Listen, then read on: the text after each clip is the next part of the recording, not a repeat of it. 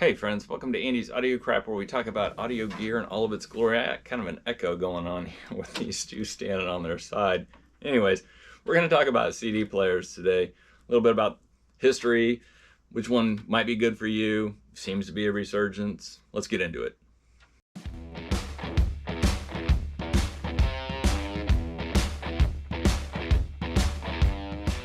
This video's sponsor is Andy's Audio Crap on eBay, where you'll find used parts, new old stock, kits, and occasionally gear. Thanks for your support. First off, I finally got me a Skylabs hat, and I just wanted to share with you guys that, like, Kevin wrote me a love note. He says, Andy, you're pretty awesome. We love you. And even, like, I swear to God, that's what he wrote. I didn't scratch that out and write that in myself, I promise. Thanks, Kevin. Like the hat, man. In the comments, I would really like to know when you first experienced CDs and what your initial thoughts were. Mine, I experienced them for the first time with an uncle who moved to the Midwest from the East Coast. He brought with him a monster audiophile system. And during a family get-together, he put in the Hunt for Red October CD soundtrack, and it just blew my mind. Later that week, I took out my cassette of the exact same soundtrack and played it in his system, and back-to-backed it, and I was sold. CDs was what I was going to invest in. The problem was I was only about 12 years old at the time and didn't make much money, and I'd become very accustomed to going to the thrift store and getting records for 10 cents. I did have odd jobs at the time, like snow removal, painting, gosh, what else? Mowing lawns, any odd job that I could make a buck on. But still, at $12 to $15 a CD, it was, and no transportation, it was really hard to get my hands on them. My friends and I, we would trade our CDs back and forth, and we would rip them to reel, but that just didn't do it. It didn't sound exactly the same. And then on top of that, it wasn't portable anymore, and you could only play it like at your house. And when I turned 14, I got my first job. And the first thing I did with my first paycheck is join BMG. Do you guys remember BMG? Send a penny in and you got, like, I don't know, 10 CDs for a penny, and then you had to agree to buy X number of CDs over the next year or two. I don't even remember what the deal was, but after that, it was game on. Now, BMG always had some kind of promotional sale going on, and so I would buy 3, 4, maybe 10 CDs at a time. And by the time I was 18, I had probably more CDs in my possession than any other media, and I had a ton of records. By the early 90s, I had finally found the system that I thought was the bee's knees at the time. It was mostly realistic, and I think it was like a set of Mach 1s and an Optimus or realistic CD player.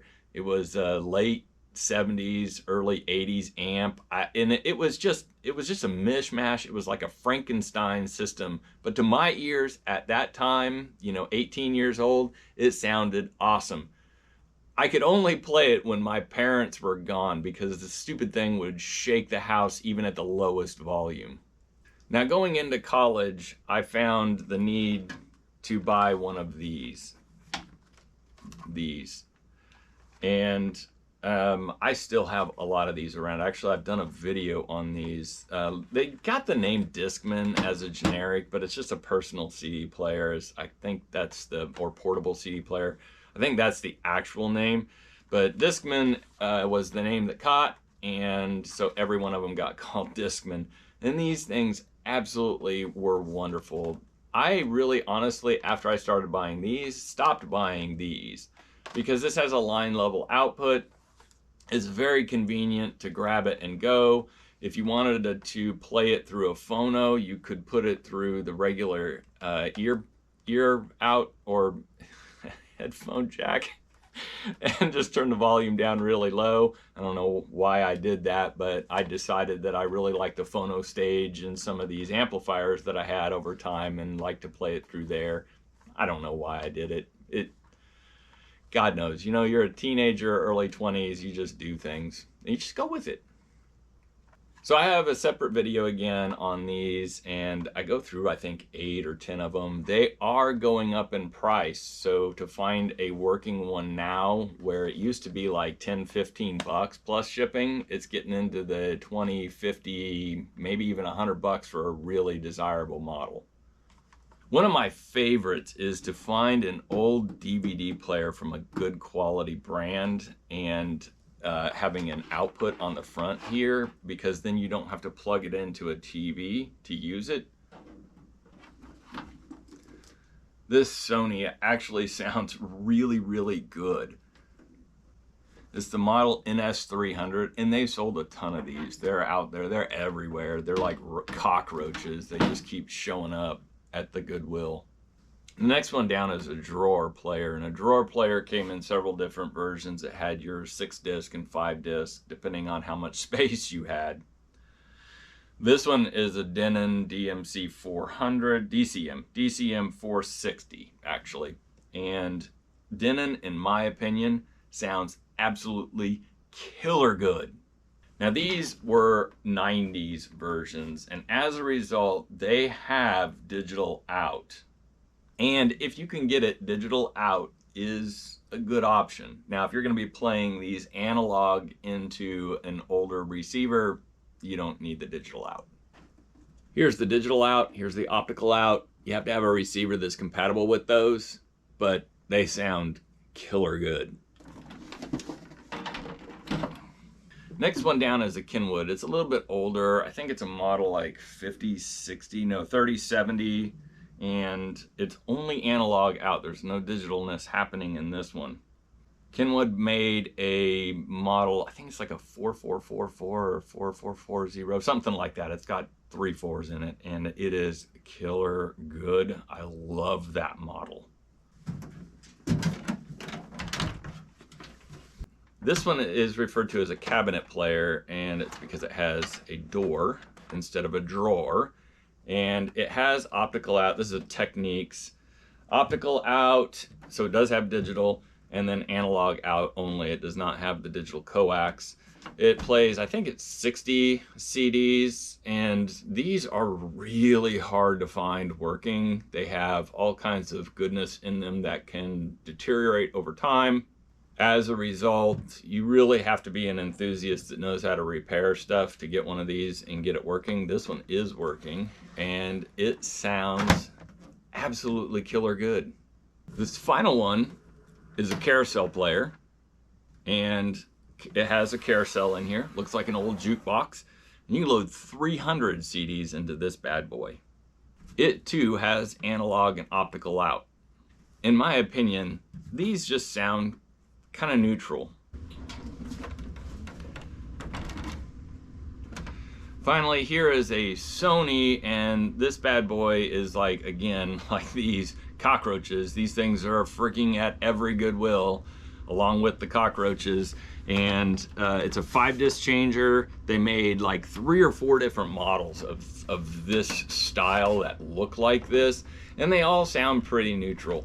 Breaking into the video, I'm filming another video right now, and I really wanted to, I ran across this and wanted to add it to the video you're watching. This is a cartridge disc player, and these were really popular. Tons of these out there. I think Pioneer sold as many as there are cockroaches at the local thrift store. We'll just say that. We won't say it's Goodwill.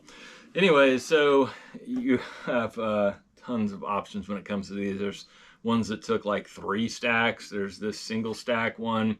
The issue is that, in my opinion, the issue is that the repairability of these is limited. And I say that because it's just not an overabundance of parts out there or people skilled enough to actually repair them. And they're not for the weak of heart to get into. I've repaired a couple of them, and I found it to be way more expensive time-wise to repair it than the unit will ever be worth. That's sad because there's so many of these out there, and they actually sound really good. Pioneer did a really good job on the sound on these.